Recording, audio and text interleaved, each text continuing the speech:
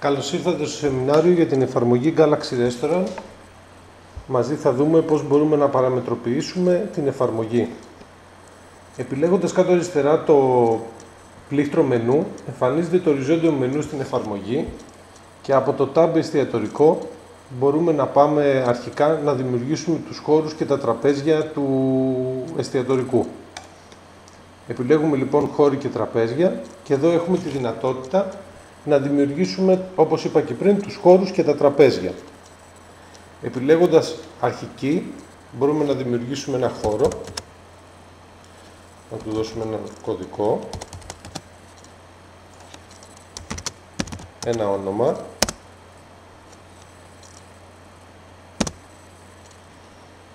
τη χωρητικότητα του χώρου. Εάν θέλουμε μπορούμε να ορίσουμε έναν διαφορετικό τιμοκατάλογο για το συγκεκριμένο χώρο, ένα τιμοκατάλογο δηλαδή που θα έχουμε φτιάξει στην εφαρμογή και θα παίζει για το συγκεκριμένο χώρο μόνο. Επίσης έχουμε τη δυνατότητα να ορίσουμε κάποιο είδος ως εισιτήριο και να το προσθέσουμε εδώ στο χώρο για να είναι ο χώρος του εισιτηρίου με επιλογή ανά ημέρα και ώρα και την τιμή του, ή να ορίσουμε συγκεκριμένο ΦΠΑ για τον χώρο, αν ο χώρος έχει αυτή την ανάγκη.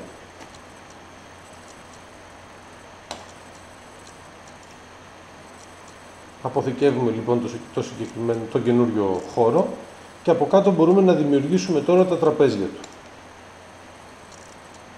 Εδώ έχουμε την επιλογή να φτιάξουμε μία κάτωψη του χώρου, χρησιμοποιώντας αρχικά κάποιο από τα δάπεδα που υπάρχουν διαθέσιμα, για να δώσουμε όσο το δυνατόν γίνεται πιο σαφή εικόνα για το χώρο μας.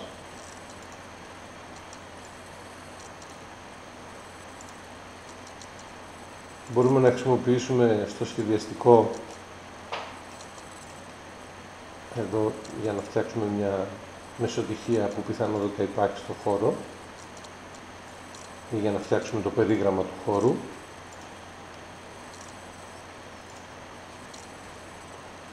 Και στη συνέχεια μπορούμε να γεμίσουμε το χώρο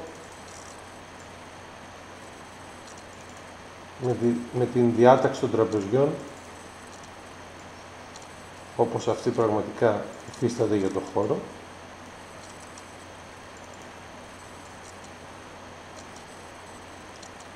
Επίσης έχουμε τη δυνατότητα να δημιουργήσουμε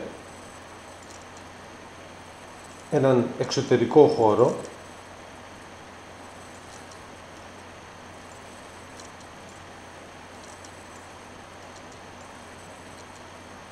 όχι απαραίτητα στο ίδιο σχεδιαστικό, μπορεί να είναι άλλος χώρος αυτός, απλά εγώ τώρα σας δείχνω τη δυνατότητα.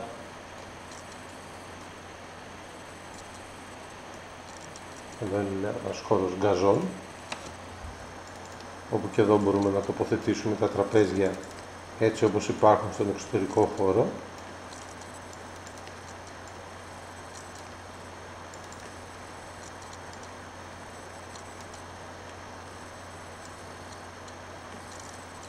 Και στη συνέχεια να αποθηκεύσουμε αυτό το χώρο.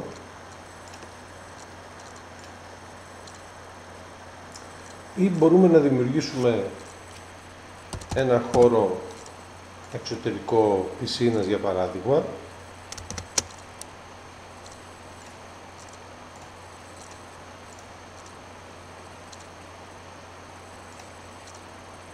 Ας βάλουμε ένα δάπεδο με φλακάκι.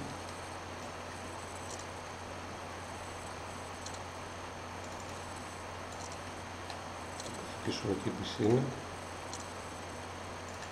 και περιμετρικά μπορούμε να βάλουμε τις ξαπλώστρες ή ενδεχομένως τα τραπέζια που μπορεί να πλαισιώνουν το χώρο της πισίνας.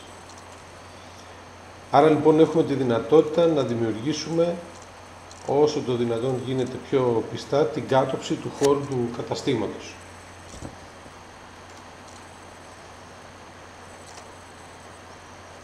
Αφού λοιπόν αποθηκεύσουμε τους χώρους,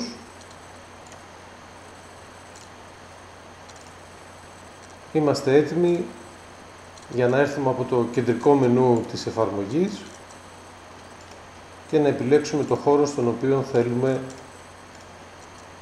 να πραγματοποιήσουμε τις συναλλαγές μας.